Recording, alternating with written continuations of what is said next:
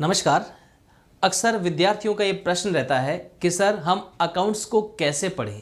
Accounts के लिए हमें प्लान बताइए। हम बहुत मेहनत करते हैं, कोशिश करते हैं, सब कुछ करते हैं, लेकिन अकाउंट्स पढ़ने का बढ़िया तरीका हमको बताइए कि किस तरह से हम अकाउंट्स को पढ़ें। तो आज मैं इस वीडियो में आपको बताने वाला हूं कि अकाउंटेंसी जो हमारा सब्जेक्ट है उसको किस तरह से पढ़ा जाए। तो पूरे वीडियो में बने रहिएगा।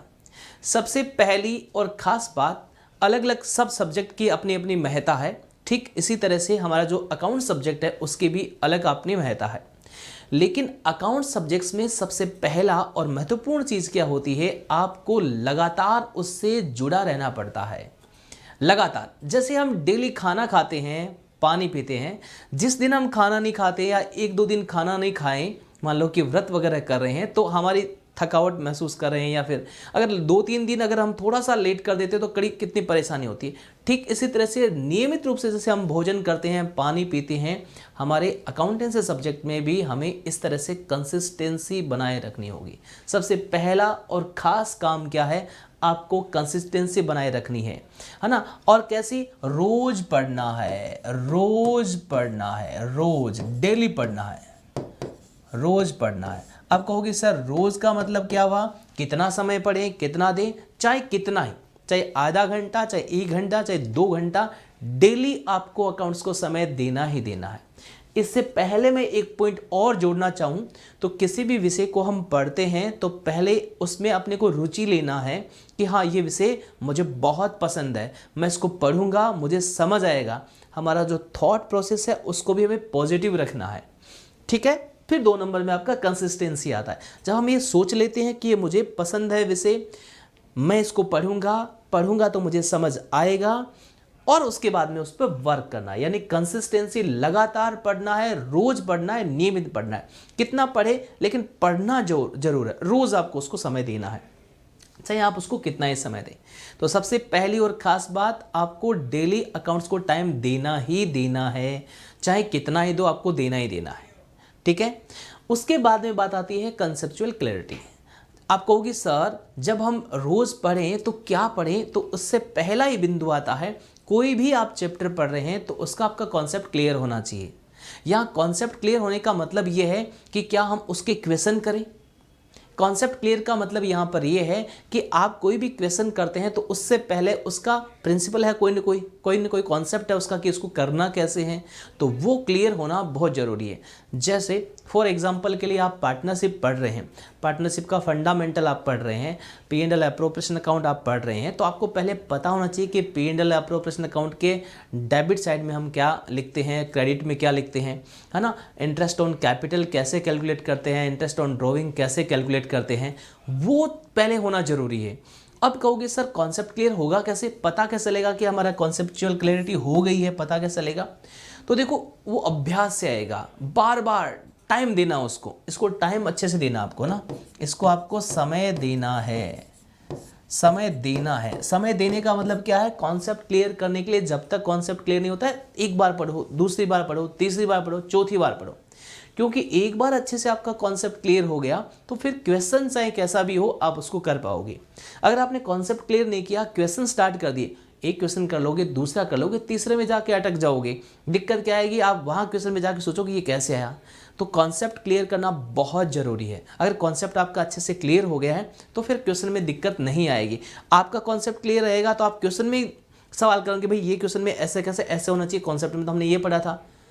तो अगर क्वेश्चन में भी कोई मिस्टेक है तो वो भी आप निकाल लोगे, अगर आपका कॉन्सेप्चुअल क्लैरिटी अच्छी है तो।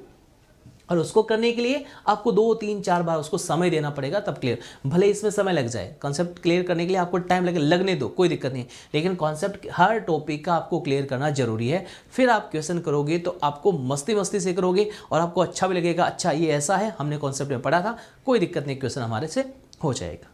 तो सबसे पहला काम, रोज पढ़ना है, लगातार डेली आपको समय देना ही देना है, कंसिस्टेंसी रखनी है। नंबर 2 पॉइंट, आपको कॉन्सेप्ट क्लियर करने में समय देना है ना, उसको कॉन्सेप्ट क्लियर करने में टाइम देना ही देना है। नंबर 3 आती है प्रैक्टिस।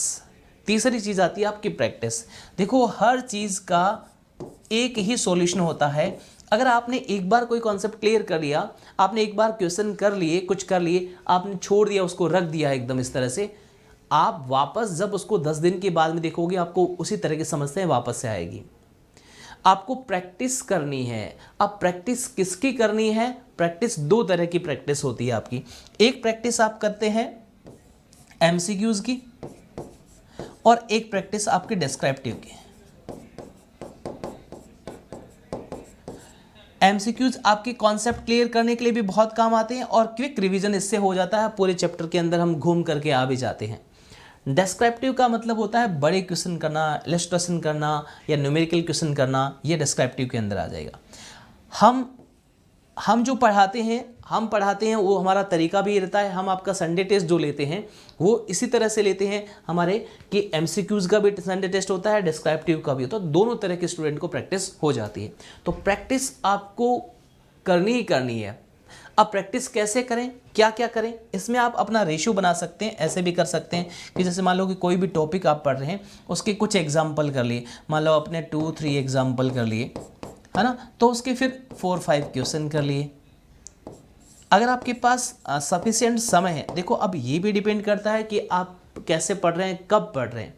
जैसे अभी की मैं बात करूं तो आपके पास सफिशिएंट समय है, खूब समय है। आप आराम से जिस भी बुक से आप पढ़ रहे हैं, एनसीईआरटी से पढ़ रहे हैं, रेफरेंस बुक से पढ़ रहे हैं, किसी भी बुक से आप पढ़ रहे हैं, उसको आप पूरा पढ़ सकते हैं। उसके क्वेश्चंस, न्यूमेरिकल्स, इलस्ट्रेशन सब कर सकते हैं। आपके पास इतना सफिशिएंट समय है, टाइम है, आप कर सकते हैं।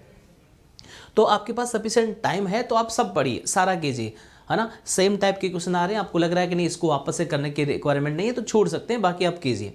लेकिन आपके पास जब मान लो कि एग्जाम के समय आप पढ़ रहे हैं तो सारा पॉसिबल नहीं है, नहीं तो सारे क्वेश्चन कर सकते हैं, न इलस्ट्रेशन आप कर सकते हैं। तो उस समय एक ही टाइप का मेथड करके कॉन्सेप्ट देखते हुए चलना पड़ता है। तो डिपेंड करता है आप पढ़ कब रहे हैं। अभी की बात करें तो आप सारा पढ़ सकते हैं, आपके पास सफिशिएंट टाइम है। लेकिन प्रैक्टिस लगातार नियमित रूप से प्रैक्टिस करना जरूरी है। प्रैक्टिस जब तक नहीं करेंगे, कॉन्सेप्ट क्लियर करने के बाद हम प्रैक्टिस नहीं करेंगे तो हम ठीक से एग्जाम में अपने आप को प्रेजेंट नहीं कर पाएंगे। आप कितना ही पढ़ लो, जब तक आप खुद लिख करके नहीं करेंगे ना तो एग्जाम में आप उसको ठीक से नहीं कर पाएंगे। तो आपको प्रैक्टिस करनी ही करनी है। अब बात आती है कि सर हमने जैसे एक चैप्टर पढ़ लिया, फर्स्ट चैप्टर हमने कर लिया सर, ठीक है, सेकंड चैप्टर हमने कर लिया है, थर्ड चैप्टर में हम चल रहे हैं। फॉर एग्जांपल के लिए मैं मान रहा हूँ थर्ड चैप्टर में हम चल रहे हैं और अब आप कहोगे सर फर्स्ट चैप्टर में हमने क्या पढ़ा था, हमें तो मालूम ही नहीं, हमें तो याद ही नहीं है, हम भूल गए। या सेकंड चैप्टर में हमने क्या किया था, हमें तो याद ही नहीं है, भूल गए, कैसे तो क्या था। इसका सॉल्यूशन भी हमारे पास है। उसका सॉल्यूशन क्या है, आपको वीकली रैंडम रिवीजन करना है। वीकली रैंडम रिवीजन का मतलब ये है कि अभी आप चैप्टर नंबर 3 चल रहा है, लर्निंग आपकी किसकी चल रही है, चैप्टर नंबर 3 की चल रही है फॉर एग्जांपल के लिए। तो आप चैप्टर नंबर 1 का कोई भी क्वेश्चन या इलस्ट्रेशन उठाइए और उसको रैंडम कीजिए। उसका कोई भी क्वेश्चन उठाइए, जैसे संडे को आपको समय मिलता है उस समय आप कोई भी एक क्वेश्चन उठाइए और उसको कीजिए। अब आपको कुछ चीज़ें ऐसी होगी उसके अंदर जो आप कर जाएंगे कि हाँ ऐसे ऐसे होती है, कुछ भी आप अटकोगे, उसका वापस से कॉन्सेप्ट देख लीजिए कि भाई हाँ अच्छा इसका ऐसे था, फिर कर लीजिए। बात समझ में है मेरी। वीकली रैंडम रिवीजन का मतलब है चैप्टर अभी आपका लर्निंग में चल रहा है, कौन सा, 3rd चल रहा है, आप फर्स्ट चैप्टर में जाओगे, रैंडमली जाओगे, उसका कोई क्वेश्चन उठाओगे, इलस्ट्रेशन उठाओगे। इलस्ट्रेशन को भी आपको इस तरह से ही करना है जैसा आप क्वेश्चन कर रहे हैं। आप उसको फिर करोगे तो आपको लगेगा कि यार थोड़ा अटक रहे हैं, तो फिर आपको कॉन्सेप्ट में वापस से जाना है। नहीं हो रहा है, सीधा हो गया है क्वेश्चन, तो बहुत अच्छी बात है। इसका मतलब जो आपने लर्न किया था वो आपको अभी तक याद है। अगर याद है तो भी आपको रैंडम रिवीजन करना है, जो पहले चैप्टर आपने पढ़ लिए हैं, और याद नहीं है पीछे की चीज़ें तो भी रैंडम रिवीजन करना है। ये तो करना ही करना है, वरना जैसे जैसे आप आगे के चैप्टरों में बढ़ते जाओगे, पीछे के चैप्टर में आपको ऐसा लगेगा कि हम तो भूलते जा रहे हैं। क्यों? क्योंकि उस पर वापस आप पहुंच नहीं रहे हैं, उसकी प्रैक्टिस आप नहीं कर रहे हैं।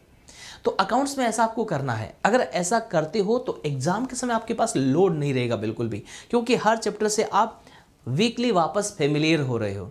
मैं अक्सर ये एग्जांपल भी देता हूँ स्टूडेंट को कि जैसे मान लो कि आप किसी भी स्कूल के अंदर नया आपने एडमिशन लिया है, आपने 11th या 12th क्लास के अंदर नया एडमिशन लिया है और आपकी क्लास के अंदर 40 स्टूडेंट है, क्लास में 40 स्टूडेंट, आप किसी को भी नहीं जानते, एक भी स्टूडेंट को नहीं जानते, खुद अपने आप को जानते सिर्फ, ठीक है। अब 40 स्टूडेंट को एक स्टूडेंट का नाम भी नहीं जानते। अब दूसरे दिन ही मैं आपसे पूछूं बताओ 39 स्टूडेंट का नाम बताओ, आप नहीं बता पाएंगे, है ना। आपके पास में बैठा उसका भले बता दो, या इधर लेफ्ट एंड राइट साइड में बैठा उसका बता दोगे, लेकिन 39 स्टूडेंट का आप नाम नहीं बता पाएंगे। लेकिन यही चीज़ मैं आपको आफ्टर 1 मंथ, आफ्टर 2 मंथ पूछूंगा, आप सबका बता देंगे, एक एक का बता देंगे। और नाम तो छोड़ो, उनकी आप हैबिट बता देंगे, वो क्या बोलते हैं, कैसे बोलते हैं, किस में कौन सा स्किल है, ये सब बता देंगे। क्यों ऐसा कैसे कर जाते हैं आप? क्यों? क्योंकि लगातार आप उनको देखते हैं अपनी क्लास में, उनका फेस देखते हैं, उनका नाम टीचर भी क्लास में अनाउंस करता है, वो आप देखते हैं, उनको रोज़ देखते हैं, आप रोज़ देखते हैं, तो वो आपके उनका चेहरा आपके आंखों में छप गया पूरा का पूरा कि हाँ इस तरह का ये स्टूडेंट है, इसका ये नाम है, इसकी ये हैबिट है। होता है कि नहीं होता है? उसका नाम रटते हो क्या? मैंने एग्जांपल दिया 40 स्टूडेंट का, 39 स्टूडेंट का नाम आपने रटा, ऐसे याद करके लिखा क्या कि मैं 39 का लिस्ट बनाता हूँ, याद करता हूँ? जरूरत ही नहीं पड़ी। रोज़ उनसे मिले आप तो नाम याद हो गए उनके।